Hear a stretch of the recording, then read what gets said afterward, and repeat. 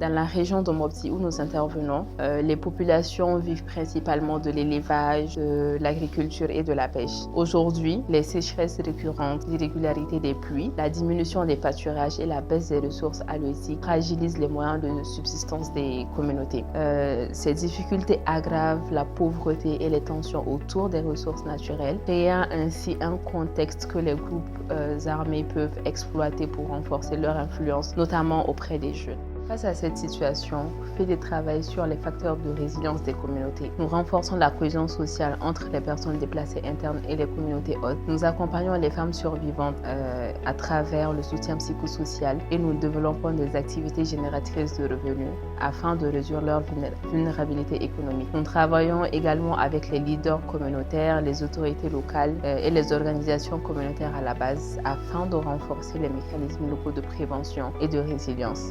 L'expérience rejoint plusieurs recommandations du Nairobi Toolkit, notamment la recommandation 1 sur la résilience qui est au cœur de notre approche puisque nous aidons en fait les communautés à mieux faire face aux crises sans basculer dans la violence. La recommandation 4 est également très présente dans notre travail puisque les femmes et les jeunes constituent les principales cibles de nos interventions et sont des acteurs essentiels de la résilience communautaire. Enfin, notre approche participative et notre travail avec les acteurs locaux font directement écho à la recommandation 23 sur l'engagement communautaire. Pour FEDE, la résilience commence au sein des communautés. Lorsque les populations disposent de solidarité, d'opportunités et de mécanismes locaux pour faire face aux crises, elles sont mieux armées pour surmonter les effets du changement climatique et moins vulnérables aux influences extrémistes. Climate stress, including growth, water security, loss of agriculture livelihood, increase of economic hardship, and social attentions. These challenges can create competition over resources, which may lead to increased the vulnerability for opportunity of violent extremism to group, especially among unemployed youth. Aidgate organization addresses these challenges through integrated approach, including climate-smart agriculture, water engagement, youth engagement, and community dialogues, livelihood support.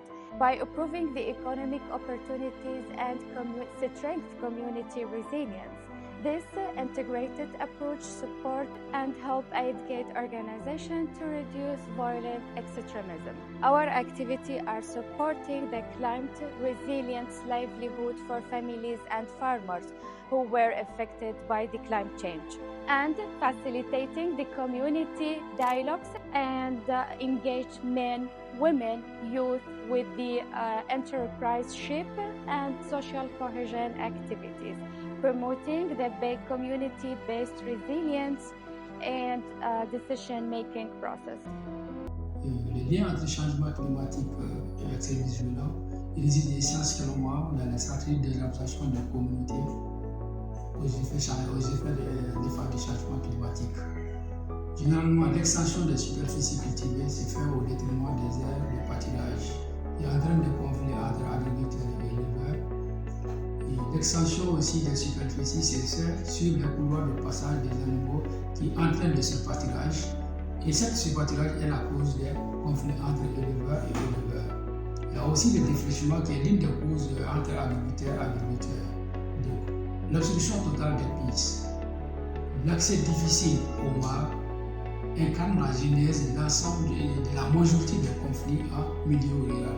Et ce sont généralement ces conflits qui sont instrumentalisés par le groupe violent, tout en proposant aux communautés une stratégie de gestion cohérente de ces ressources, tout en donnant une grille de lecture ethniciste de ces conflits.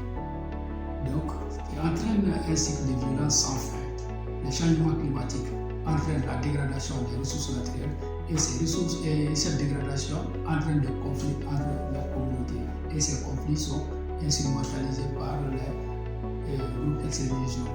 Pour faire face à cette situation, à ICD, nous procédons au renforcement du dialogue inter- et intracommunautaire par la mise en place des espaces de dialogue, l'organisation des débats et les règles de veille communautaires pour prévenir et gérer à l'amiable les conflits par des mécanismes endogènes.